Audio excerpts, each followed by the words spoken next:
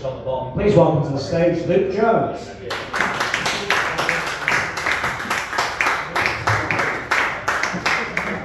Hello, Bart. I just want to address the elephant in the room before we begin. That's not a fat joke, by the way. A lot of people, when they look at me, they think I'm disabled. I'm not disabled, I don't have a disability. But what I do have is a rare genetic condition, not to show off. And it's called nail patella syndrome, which if said incorrectly, just sounds like I got some kind of weird phobia to white chocolate spread. But it basically means I got very small kneecaps and disfigured and discoloured nails. And that's all I thought it was to it until I told my missus about it. And she went to the trouble of Googling it and kindly informing me that it could lead to kidney disease in the future. But I can just imagine, you know, on Christmas Day, she gives me my present. Oh, thanks, what is it? Now, my love, it's your own personal dialysis machine. Hook yourself up to that bad boy 2 to 3 times a day and you may live to see 35. But for the first, like that, for the first time in my life, I can actually say I'm happy in my own body, because most of my life I'm very skinny, couldn't put on weight. But recently I have managed to put on weight, and I'm alright. And I lost where I was going with this. Yeah, I always struggle to put on weight. And just to give you an idea of how skinny I used to be jealous of the little African kids on the appeal adverts on the TV, standing there showing off with their big bellies, asking for £2 a month. Never mind giving them £2 a month, give me £2 a month. And in 4 months I had gained over half a stone.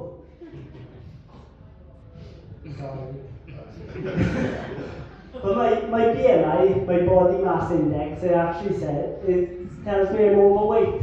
And I should be between 7 stone 7 and 10 stone 1. And let me tell you, being 7 stone 7, and it wasn't a pretty sight. People used to mistake me for a matchstick. They'd pick me up and they'd rub my head against the rough side of the matchstick box, which explains the short back and forward situation going on. And my baby, I walk around with a cock and balls on my head.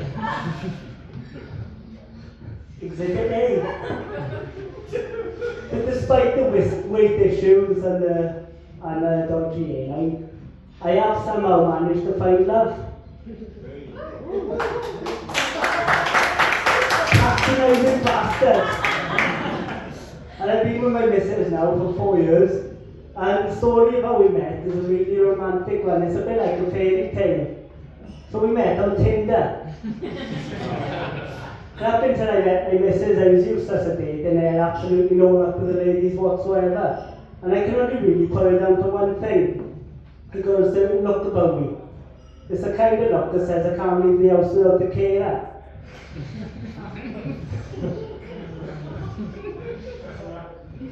But me and my missus, we haven't got a lot in common, but they do say opposites attract.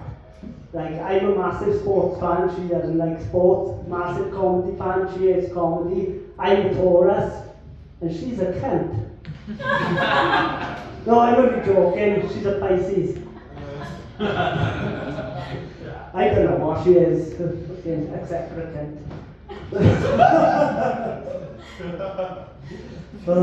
Yeah, but I've inherited 2 lovely stepdaughters and we got a little boy together, he's 2.5. And he's a lazy baby, he didn't start walking till he was almost 2. So he had to go to physio. So me and my missus took him to his first physio session and she looked him all over, done a few exercises with him. Said he's absolutely fine, there's nothing to worry about, he walks in his own time, he's just really happy on his knees. And this is the point I should probably tell you, don't think before I speak. So without a thought for my own safety or my missus' feelings, I've gone, just like his mommy! I was then banned from all future physio sessions, and I'm still sleeping in the shed to this day. And we haven't even got a fucking shed. That's not the first time my mouth has got me into trouble. When I took my missus and stepdaughters to meet my mother for the first time, it was a lovely day, so I thought we'll we'll take my mother's dog for a walk up a country park in Aberdeen where I'm from. And the girls are not used to being around dogs. Fucking hell. Girls are not used to being around dogs, so they start riding him. And he's a Jack Russell Terrier, so he don't take kindly to that shit. So again, without thinking, I screamed on top of my voice, "Oi! Don't do that! How would you like it if I ride you?" Unfortunately, half of Aberdeen were at the country park, aren't they? And now I'm going to sign a register every Tuesday. We got past all that, eventually. And recently we've come back from our first family holiday abroad together in Mallorca. And it was my missus' first time flying at the grand old age of 27. So she was very nervous. And I knew she wasn't about to spark before we went on this holiday. But she stepped it up a notch on this occasion. So we're sitting on the plane and she asks me, "Does it go any higher than this?" Which is a fair enough question if the plane was in the fucking sky. so we still moving along the runway. And I probably should have reassured her, but that's not my style.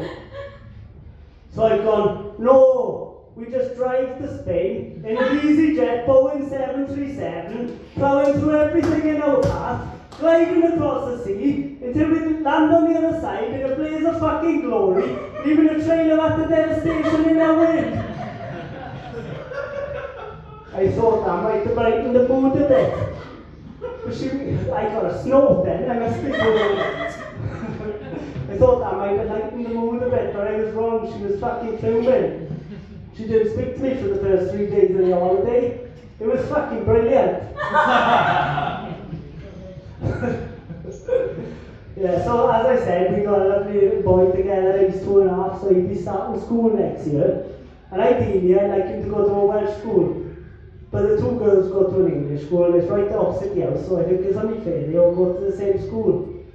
But I'd like him to go to a Welsh school because I'm a fluent Welsh speaker.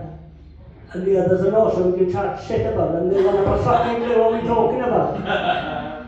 When me and my brother were younger, my mother sent us to a Welsh school. And she didn't speak Welsh, so we've been improving our Welsh outside school. She'd go to the local Welsh video shop, back in the VHS days.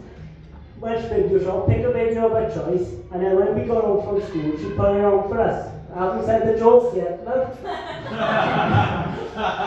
She'd put it on for us. So one day we got home from school, she put it on, and I remember sitting there thinking, I don't understand a word of this. So I'm going to have to religiously now every day come home from school, put this on so I can pick up the language. And that's exactly what I did. But it wasn't until years down the line, I realised it wasn't actually a Welsh video I was watching. It was fucking Pingu.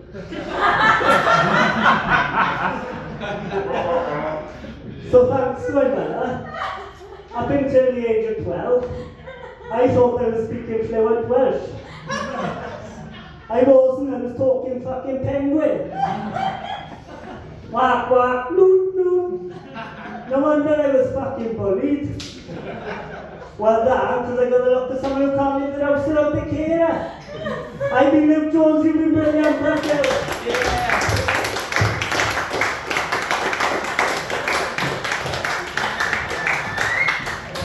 Good job, everyone. Right, time for the last act.